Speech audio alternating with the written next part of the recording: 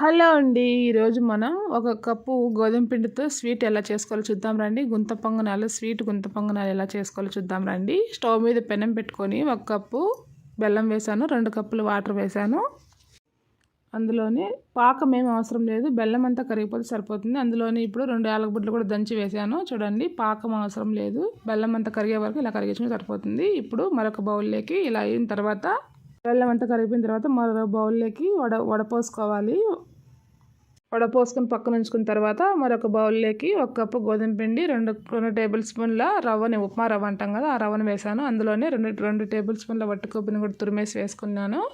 కొంచెం చిటికెడు సాల్ట్ వేసి ఇప్పుడు వడపోసుకున్న బెల్లం వాటర్ని మొత్తం కొంచెం కొంచెంగా వేసుకుంటూ కలుపుకోవాలి. మనకి ఎంత కావాలంటే అంత పోసుకుంటూ ఇలా కలుపుకోవాలి.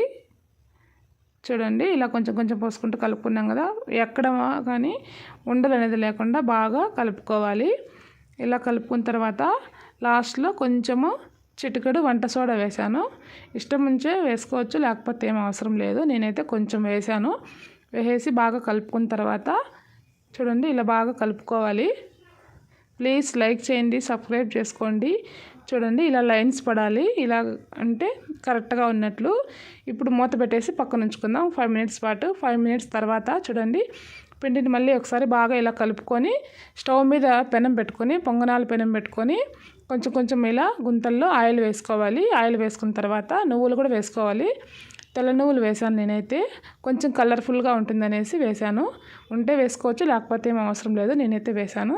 చాలా బాగుంటాయి. పిల్లలకి ఈవినింగ్ స్నాక్స్కి ఇలా చేసి పెట్టినామంటే ముసలి వాళ్ళు కూడా తినచ్చు. చాలా మెత్తగా ఉంటాయి. పిల్లలు కానీ పెద్దలు కానీ చాలా హ్యాపీగా తింటారు.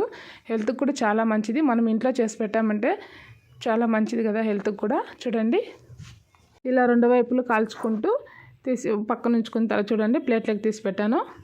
చాలా బాగున్నాయండి. మీరు కూడా ఒకసారి ట్రై చేయండి. ఎలా వచ్చాయి కామెంట్ చేయండి. ప్లీజ్ లైక్ చేయండి, సబ్స్క్రైబ్ చేసుకోండి.